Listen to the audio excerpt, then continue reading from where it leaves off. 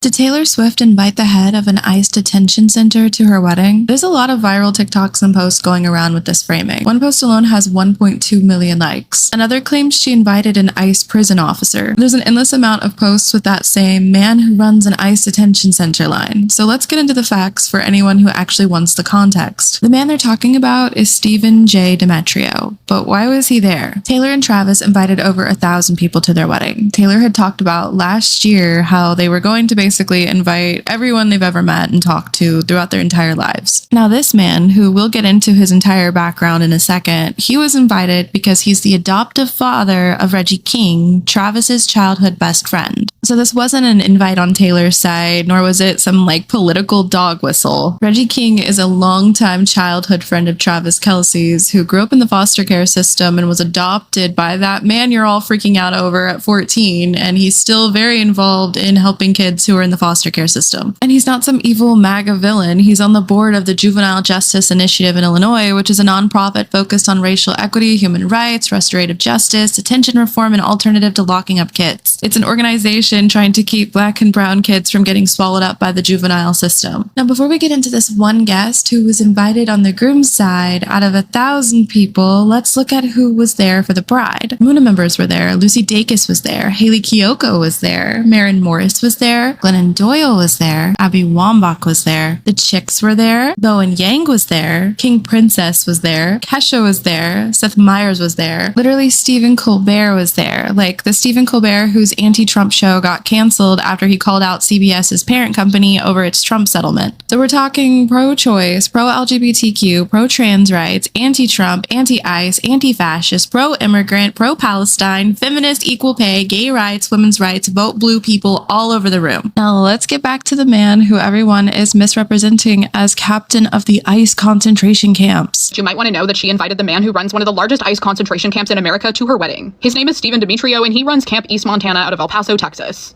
None of this is true. This guy works on the corporate side of a company that has thousands of government contracts. He's the chair of the board of a company called Amentum Holdings. This company has over 50,000 employees, and it holds contracts in more than 70 countries. They do things like environmental cleanup, Ebola treatment support, refugee resettlement, the recent Artemis moon mission, sustainable energy projects, and hundreds, if not thousands, of other contracts. This isn't an ICE company. It was only this spring, March of this year, that Amentum was brought in to take over specific parts of operating at Camp East Montana. Things like medical care, secure housing, and transportation. This happened after Democrats rallied against the previous contractor, who was a completely different company. So the horrific stories tied to that location, those are tied to the contractor before Amentum. I'm not arguing in favor of any of this, but this one ICE contract is less than 3% of what Amentum does as a company. Over 30% is NASA and space projects and engineering. Another huge percentage goes to so many other things. This guy doesn't broker the contracts or sign the deals or manage them personally, and he doesn't work at the detention center or hire people or work for ICE. There's not a single tweet or article or post about this man's name in connection to ICE camps before Taylor's wedding because there is no connection. This man does not run ICE camps. This entire outrage leans more tinfoil hat conspiracy theory than it does any good for anybody. This is her fiance or now husband's childhood best friend's adoptive father.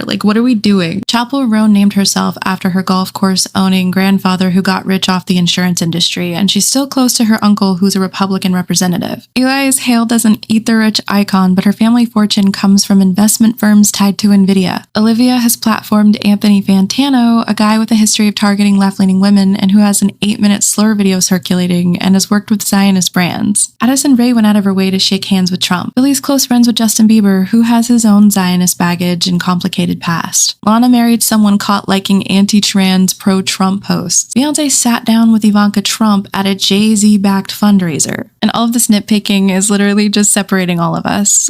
For Stan Wars, you don't really care.